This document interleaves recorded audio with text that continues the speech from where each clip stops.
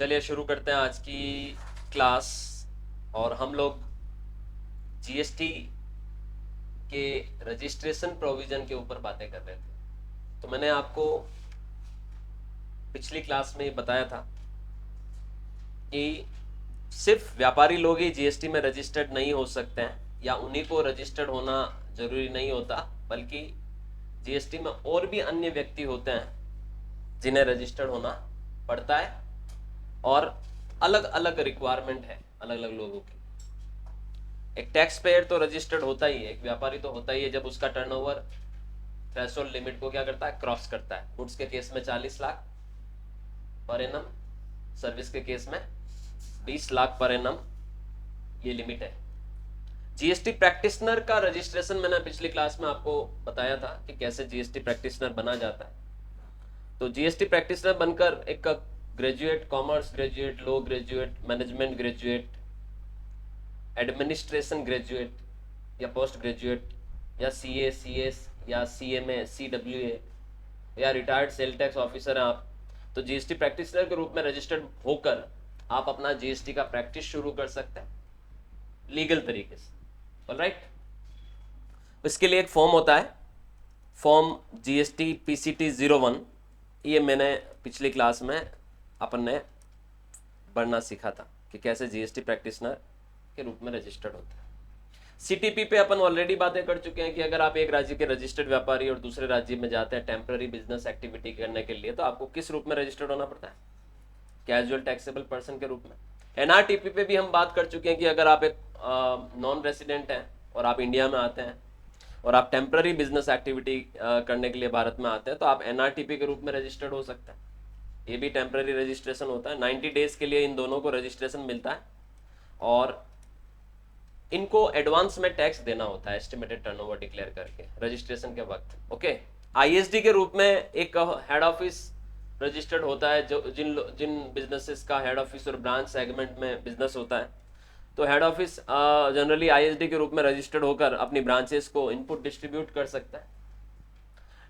विदेशी संस्थाएं जो फॉरेन एम्बेसीज होती है, फॉरेन कंसुलेट्स होते हैं, एम्बेसडर्स होते हैं, यूनाइटेड नेशंस की जो बॉडीज होती है, अलग अलग डिपार्टमेंट्स होते हैं, वो जब भारत में आते हैं तो वो जो टैक्स वो मार्केट में किसी भी तरीके की कैपिटल गुड्स वगैरह खरीदने पर चुकाते हैं, उसका उनको रिफंड लेना होता है, तो वो जीएसटी में यूआईएन होल्डर के रूप में रजिस्टर्ड होता है।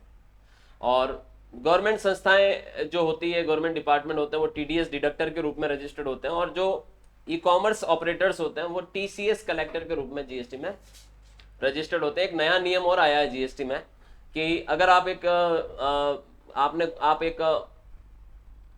रजिस्टर्ड कंपनी है और आपने कोई बिजनेस प्रीमाइसेस किसी अनरजिस्टर्ड व्यक्ति से किराए पर ली है, तो आप जो किराया दोगे तो उस पर जीएसटी भी रिवर्स चार्ज में आप ही को देना है, जो कि अब कंपलसरी कर दिया है। और आपको सामने वाली पार्टी को जो पेमेंट करोगे उस पर 2% टीडीएस काटना होगा। तो यहाँ पर आप ये मान के चलिए कि आपको टीडीएस डिडक्ट करना होगा जीएसटी में अगर आप किराया चुका रहे हो और सामने वाला अनरजिस्टर्ड है। ऑलराइट, उसको पेमेंट करते वक्त आपका लैंडलॉर्ड अगर अनरजिस्टर्ड है, आप रजिस्टर्ड हैं, आप एक टेनेंट है, आप बिजनेस कर रहे हो उसकी प्रीमाइसेस में, तो रिवर्स चार्ज एप्लीकेबल होगा। आपको किराए पर रिवर्स चार्ज में टैक्स देना पड़ेगा और टीडीएस भी डिडक्ट करना होगा जब आप पेमेंट करने जाएंगे, 2%। ऑलराइट, अब हम आगे बढ़ते हैं कि सर जीएसटी में रजिस्टर्ड कब होना होता है, क्या सारे व्यापार को जीएसटी में रजिस्टर्ड होना होता है? तो इसका जवाब है बिल्कुल नहीं, सारे व्यापार को जीएसटी में नहीं रजिस्टर्ड होना है। भारत में जीएसटी रजिस्ट्रेशन के लिए एक लिमिट सेट कर रखी है, जब आप टर्नओवर आपका उस लिमिट को क्रॉस करेगा आपको कंपलसरी तौर पर जीएसटी में क्या होना है, रजिस्टर्ड होना है। लेकिन अगर आप चाहें तो स्वैच्छिक रजिस्ट्रेशन कभी भी ले सकते हैं, वॉलंटरी रजिस्ट्रेशन कभी भी ले सकते हैं। मेरा एक स्टूडेंट है, उसका मेरे पास आज कॉल आया था कि सर मेरे को मेरा कोई बिजनेस चालू करना है और मुझे है ना क्या करना होगा उसके लिए। तो मैंने बोला क्या बिजनेस है, क्योंकि सबसे पहला सवाल तो आपका यही होगा, क्योंकि बिजनेस टू बिजनेस कंप्लायंसेस क्या हो जाते हैं, चेंज हो जाते हैं।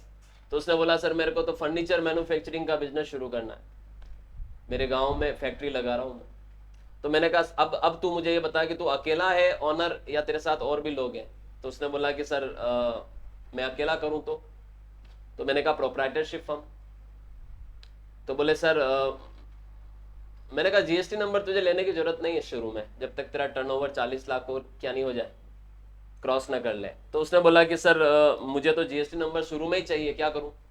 तो ले सकता है आदमी, है ना, बिजनेस शुरू करने के वक्त ही क्या अप्लाई कर सकता है, जीएसटी में रजिस्ट्रेशन के लिए अप्लाई कर सकता है। इसको कहते हैं वॉलंटरी रजिस्ट्रेशन। उसने मुझे कारण भी बताया इसका। उसने मुझे बोला कि सर एक्चुअली मैं जो प्रोडक्शन करने वाला हूँ वो मैं बड़ी पार्टियों को सेल करूँगा, और जिनको मैं ये सेल करने जा रहा हूँ माल अपना, वो पार्टियां मुझसे डायरेक्टली मेरा जीएसटी नंबर मांग रही है। ऑलराइट, तो ऐसा होता है कि आप छोटे व्यापारी हो, आप सेल जिसको कर रहे हो बड़ा व्यापारी है, वो आप पे दबाव बना रहा, प्रेशर बना रहा है कि आपका क्या होना चाहिए, जीएसटी नंबर होना चाहिए, हमें तो जीएसटी का ही बिल चाहिए। समझ रहे? तो अगर ऐसा है जहां पर आपके लिए अनिवार्यता तो नहीं बन रही है रजिस्ट्रेशन लेने की, अब वो प्रेशर बना रहे वो अलग बात है, बाकी यूं देखें तो जरूरी नहीं है कि आप जीएसटी में रजिस्टर्ड हो, राइट? तो ऐसे केस में आप उस वजह से कि आप कहीं बिजनेस लूज ना कर जाएं, आप कहीं क्लाइंट लूज ना कर जाएं, तो उस वजह से आप जीएसटी नंबर पहले भी ले सकते हैं। उसे कहते हैं वॉलंटरी रजिस्ट्रेशन। हालांकि प्रोसीजर ऑफ एप्लीकेशन कि जो रजिस्ट्रेशन के लिए अप्लाई करना है वो दोनों के लिए सेम है। कंपलसरी रजिस्ट्रेशन या वॉलंटरी रजिस्ट्रेशन हो, सेम फॉर्म के अंतर्गत हम जीएसटी रजिस्ट्रेशन के लिए अप्लाई करते हैं, और उस फॉर्म को कहते हैं फॉर्म जीएसटी REG 01। क्या कहते हैं? GST REG 01। जीएसटी पोर्टल से आप ऑनलाइन फाइल करते हैं। कई सारे राज्यों में अभी बायोमेट्रिक बेस्ड रजिस्ट्रेशन शुरू कर दिया गया है, कई सारे राज्यों में अभी तक वो शुरू नहीं किया गया। आने वाले समय में बायोमेट्रिक बेस्ड रजिस्ट्रेशन हो जाएगा।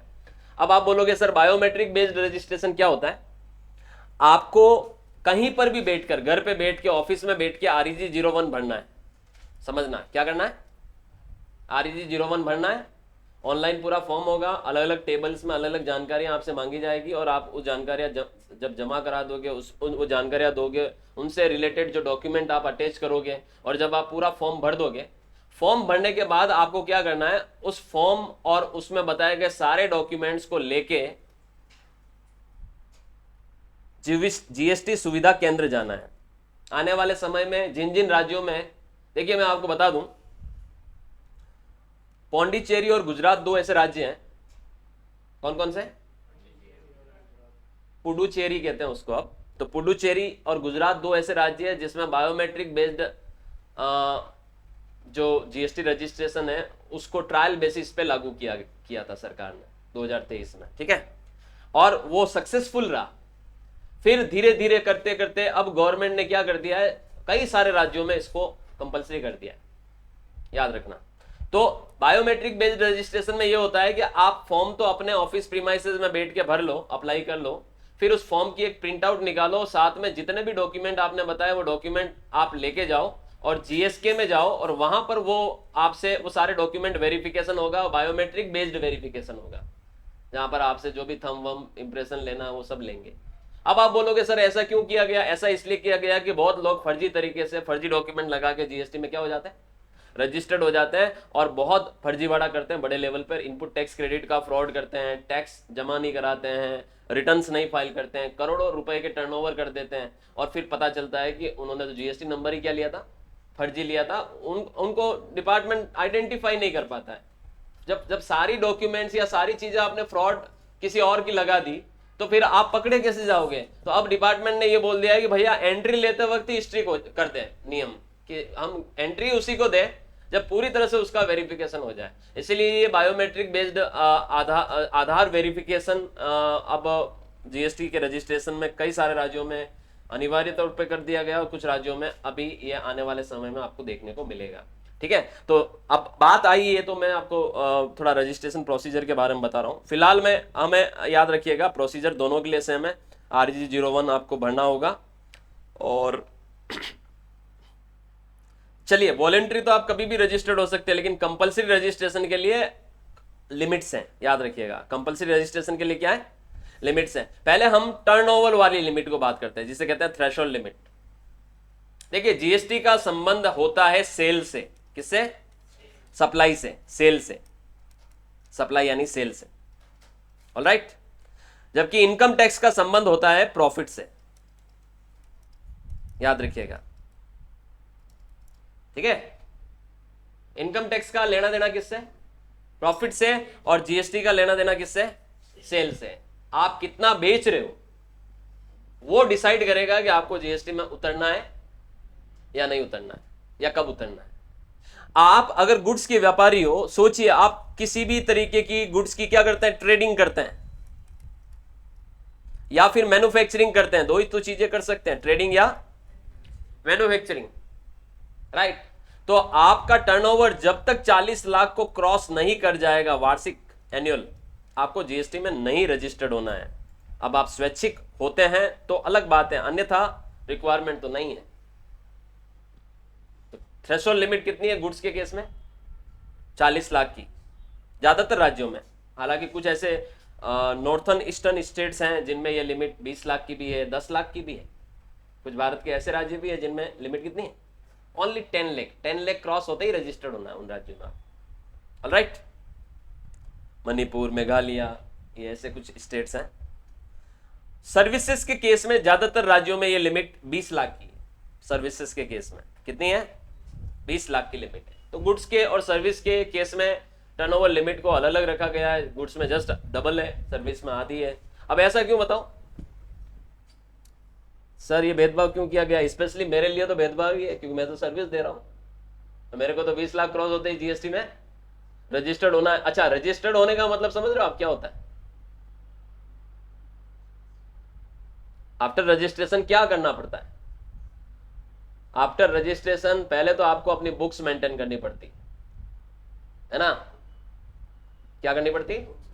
देखिए, आपके पास बहुत बड़ा पावर है कॉमर्स वाले बच्चों के पास। कॉमर्स वालों के पास मतलब जिसको अकाउंट्स आता है, जरूरी नहीं वो कॉमर्स का ही। ये जो हम चीजें पढ़ते हैं ये बहुत पावरफुल चीजें हैं।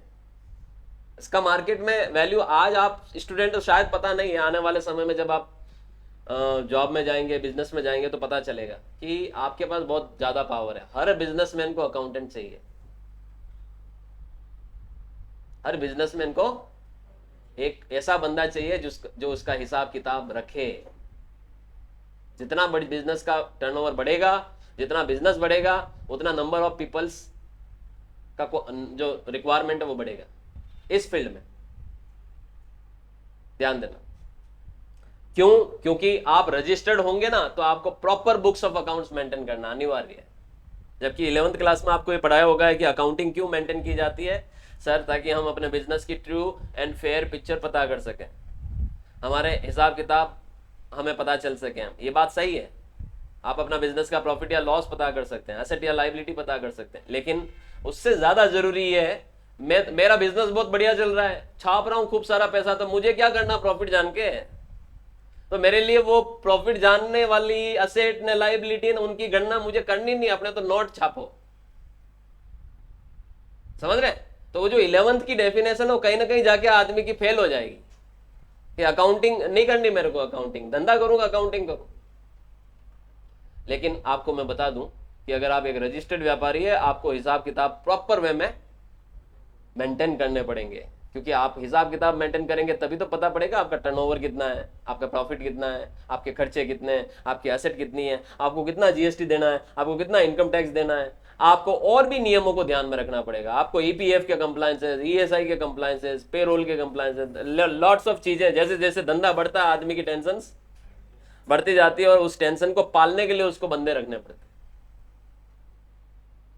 तो रिक्वायरमेंट तो ऑब्वियस सी बात है, बिजनेस बढ़ेगा तो अकाउंटेंट की बढ़नी है। ऑलराइट, तो जीएसटी में रजिस्टर्ड होते ही पहला तो ड्यूटी ये बनेगा कि मुझे प्रॉपर सारी चीजें रिकॉर्ड में रखनी पड़ेगी। उसके अलावा उस रिकॉर्ड को टाइम टू टाइम गवर्नमेंट को बताना भी पड़ेगा, जिसे कहते हैं रिटर्न फाइल करना। तो जीएसटी रिटर्न फाइल करने हैं। अगर मैंने कोई सेल की और उस पर कोई टैक्स मैंने कलेक्ट करना है, वो टैक्स मुझे गवर्नमेंट को पहुंचाना है। मैंने जो टैक्स खरीदते वक्त दिया उसकी मुझे इनपुट लेनी है, मुझे स्टॉक रजिस्टर मेंटेन करना है, मुझे टाइम टू टाइम टैक्स का पेमेंट करना है, मैं कहीं देरी ना कर जाऊं, ड्यू डेट्स का ध्यान रखना है, नए नए नियमों का ध्यान रखना है। आए दिन तो जीएसटी बदल जाता है, आदमी थोड़ा सा सीखता है तब तक उसको पता चलता है ये तो पुराना हो गया। सबसे ज्यादा चैलेंजिंग टास्क मैं आपको बता रहा हूं, कॉमर्स के फील्ड में सबसे ज्यादा अपडेट जीएसटी में ही रहना पड़ता है। इतना फ्रीक्वेंटली बदलता है ना कि अगर आप अपडेट नहीं रहोगे तो आउट ऑफ डेट हो जाओगे।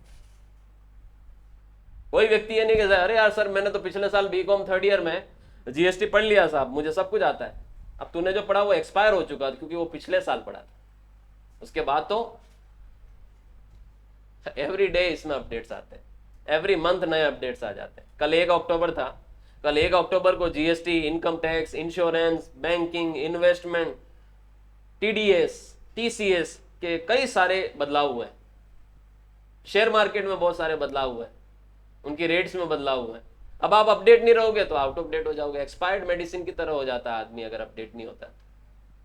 ऑलराइट, सो मतलब रजिस्टर्ड होके आपको फायदे भी हैं, नो डाउट, लेकिन रजिस्टर्ड होने के बाद आपको प्रॉपर कंप्लायंसेस रखना जरूरी है।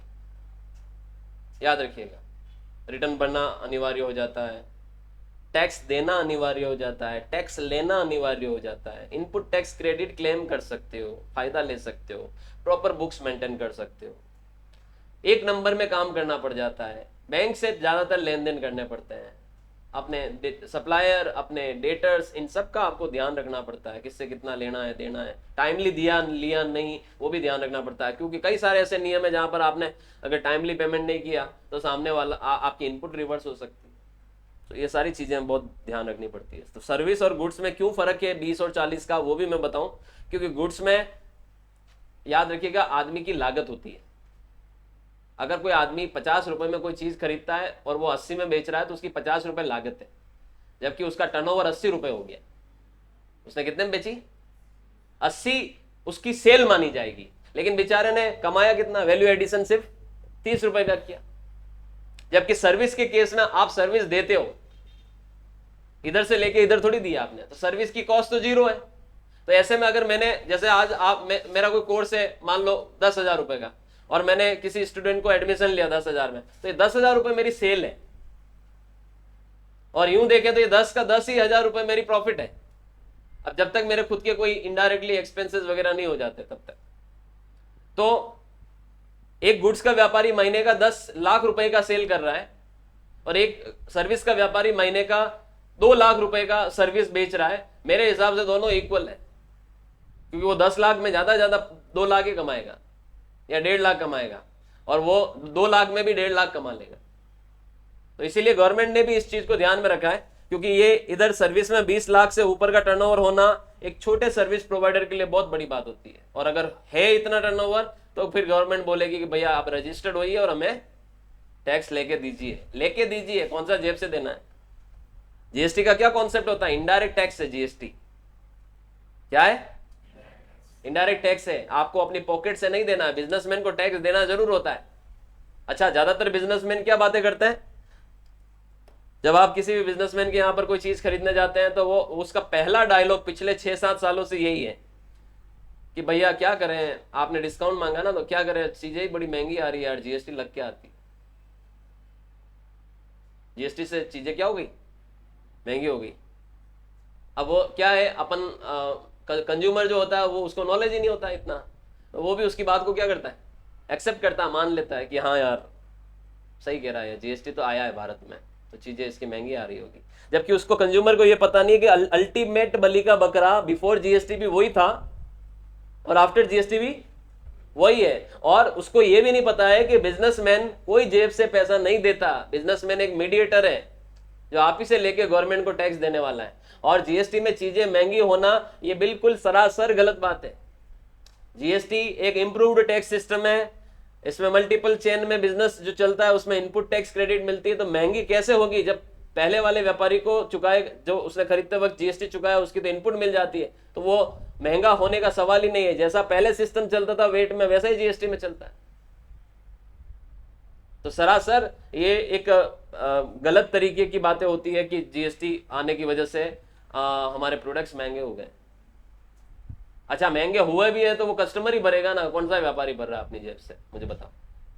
सो अल्टीमेटली, अच्छा एक चीज और बताता हूं कि मान लो उसने आपसे 10,000 रुपए बताए, उसने बोला कि यार महंगे बहुत हो गए, ठीक है, आप अगर डिस्काउंट करवा भी देते और 9,000 में वो आपको वो चीज पकड़ा भी देता तो 9,000 पे जीएसटी लेता, क्योंकि उसकी सेल प्राइस तो 9,000 ही होती है। तो मुझे नहीं लगता उसका जो कथन है कि भैया जीएसटी में चीजें महंगी हो गई वो सरासर सही है, गलत। ऑलराइट, जीएसटी इवन एक इंप्रूव टैक्स सिस्टम है because there are lots of taxes जो इनडायरेक्टली सरकार हमसे लेती थी, चाहे वो केंद्र सरकार हो चाहे वो राज्य सरकार हो। 40 तरह के टैक्सेस को रिड्यूस नहीं, खत्म करके उनको रिप्लेस करके जीएसटी लाया उनकी जगह। तो 40 टैक्सेस की जगह एक टैक्स ही तो पढ़ना है, एक को ही तो समझना है, ज्यादा आसान है।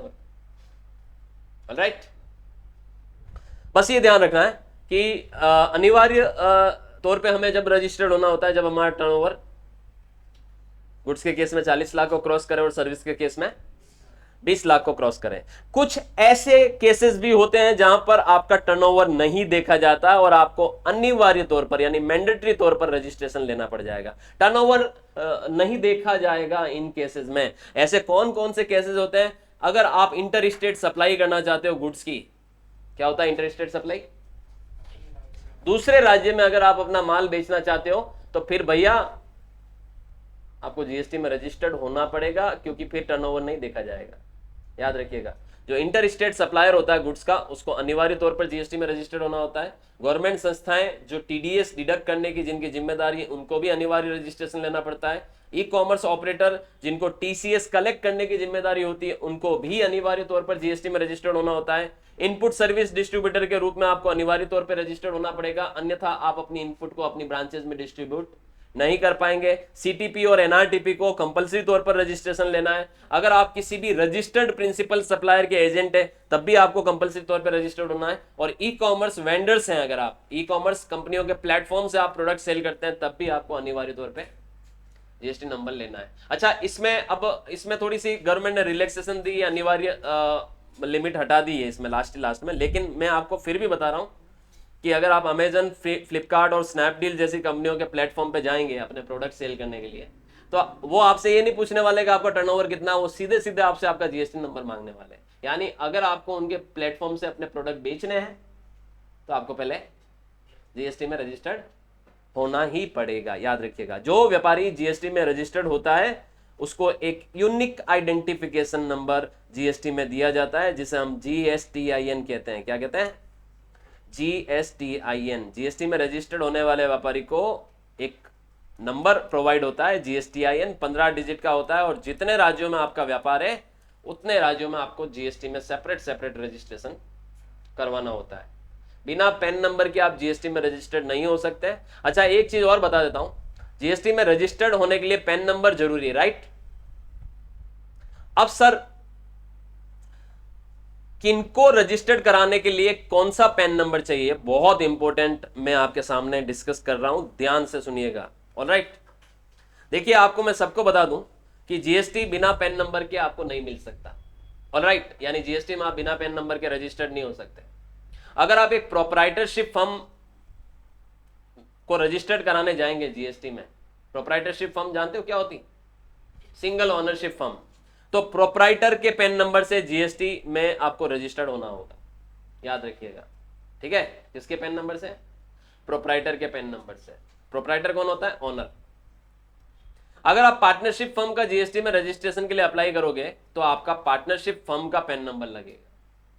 अच्छा, किसी भी पैन का चौथा डिजिट ये बता देगा कि वो किसका पैन कार्ड है।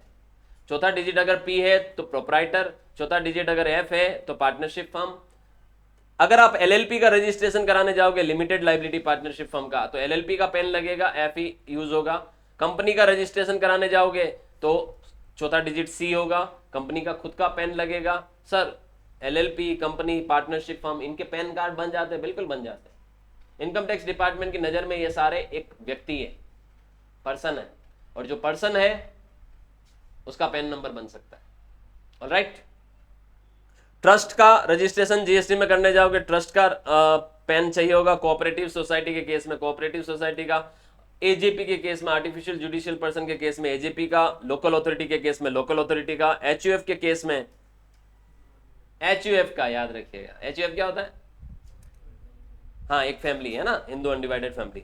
एसोसिएशन ऑफ पर्सन के केस में एओपी का, बीओआई के केस में बीओआई का, और गवर्नमेंट संस्थाएं हैं तो गवर्नमेंट बॉडीज का जीएसटी में रजिस्ट्रेशन लेने के लिए पैन नंबर लगेगा, याद रखिएगा। ऑलराइट, तो ये आपको पता होना चाहिए कि किस केस में किसका पैन लगेगा। मैंने साइड में एक स्क्रीनशॉट के माध्यम से ये भी बताया कि जो पैन नंबर होता है उसका जो चौथा लेटर होता है वो रिप्रेजेंट करता है the status of pan holder.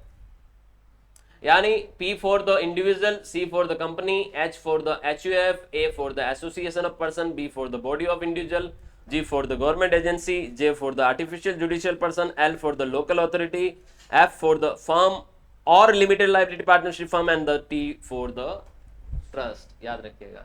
तो चौथा लेटर अगर आप पेन नंबर का देखोगे, आप सब अपना पेन नंबर देखोगे, चौथा लेटर P होगा और पांचवा लेटर आपका सरनेम होगा. क्या होगा? सरनेम होगा. ऑलराइट.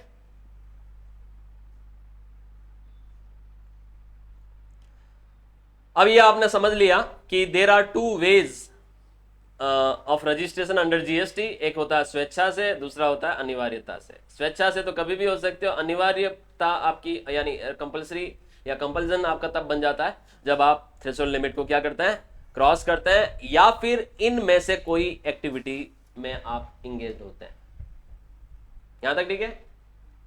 सी एक इन्फोग्राफिक मैनर में मैंने आईएसडी का यहां पर कॉन्सेप्ट समझाया हुआ है, इसको भी हम लोग डिस्कस कर देते हैं. What is ISD? Input service distributor. वैसे तो मैं ये बता चुका हूं आपको पहले भी, वापस बता रहा हूं. मान लो कोई कंपनी है जिसका एक हेड ऑफिस है मुंबई में, महाराष्ट्र में, उसका एक फैक्ट्री है वापी में, गुजरात में, और उसका एक फैक्ट्री है पणजी में, गोवा में. फैक्ट्री में प्रोडक्शन होता है, फैक्ट्री में परचेज और सेल लगी रहती है, प्रोडक्ट्स खरीदे बेचे जाते हैं, प्रोडक्शन होता है, रॉ मटेरियल खरीदे जाते हैं, फिनिश गुड्स बनाकर बेचे जाते हैं. हेड ऑफिस सिर्फ हेड ऑफिस है, सिर्फ ऑफिस है. अब कंपनी ने मान लो कोई कॉन्ट्रैक्ट किया है. देखिए एक केस, एक चीज तो ये समझिए आप कि कंपनी को यहां पर 3 अलग अलग जीएसटी नंबर लेने पड़ेंगे. हेड ऑफिस का मुंबई में, महाराष्ट्र में अलग जीएसटी नंबर होगा, वापी का अलग जीएसटी नंबर होगा, जो कि गुजरात में है, और पणजी का अलग होगा. ऑलराइट. 3 अलग अलग रजिस्ट्रेशन जीएसटी में लेने होंगे, लेकिन तीनों रजिस्ट्रेशन में एक चीज कॉमन होगी. क्या? पेन. क्योंकि ऑनर तो एक ही है, तो तीनों रजिस्ट्रेशन में पेन क्या होंगे? सेम होंगे. इस महाराष्ट्र वाले रजिस्ट्रेशन का पेन भी सेम, गुजरात वाले का भी सेम, और गोवा वाले का भी सेम. अब अगर देखिए हेड ऑफिस के नाम पे कोई सर्विसेज के बिल बनते हैं, किसके? मान लो कोई एडवर्टीजमेंट टीवी चैनल पर देना और हेड ऑफिस के नाम पर सर्विस का बिल बना और उसमें 2 लाख रुपए का इनपुट है, मतलब टैक्स उस बिल पे चुकाया हेड ऑफिस ने. अब हेड ऑफिस तो अपनी इनपुट को अपनी आउटपुट के साथ एडजस्ट कर नहीं सकती, क्योंकि उसमें कोई आउटपुट होता नहीं है, मतलब उसकी कोई सेल नहीं होती. सेल तो कहां होती है? फैक्ट्रियों में. हेड ऑफिस चाहती है वो 1 लाख रुपए जो या 2 लाख रुपए की जो इनपुट है वो मैं मेरी फैक्ट्रियों में बांट दूं, तो ऐसे नहीं बांट सकती. जैसे मम्मी आती बच्चों को सत्यनारायण भगवान की कथा के बाद लाके प्रसाद बांट देती है, हेड ऑफिस ऐसे नहीं बांट सकती. हेड ऑफिस को आईएसडी के रूप में क्या होना पड़ेगा? रजिस्टर्ड होना पड़ेगा. एक सेपरेट रजिस्ट्रेशन लेना पड़ेगा, उसे कहते हैं इनपुट सर्विस डिस्ट्रीब्यूटर. जब हेड ऑफिस आईएसडी के रूप में रजिस्टर्ड होगी तो फिर वो अपनी ब्रांचेस को उनके टर्नओवर रेशियो में इनपुट बांट सकती है. कौन से रेशियो में? टर्नओवर रेशियो में. याद रखिएगा. और इसके लिए फिर हेड ऑफिस को एक अलग से रिटर्न भरना होगा, जिसे कहते हैं GSTR 6. कौन सा? GSTR 6. ऑलराइट.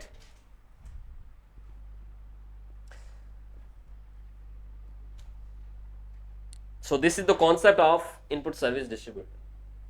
सो बने रहिए इस क्लास में. हम लोग बहुत इंटरेस्टिंग चीजों को पढ़ेंगे जीएसटी में. Thank you so much.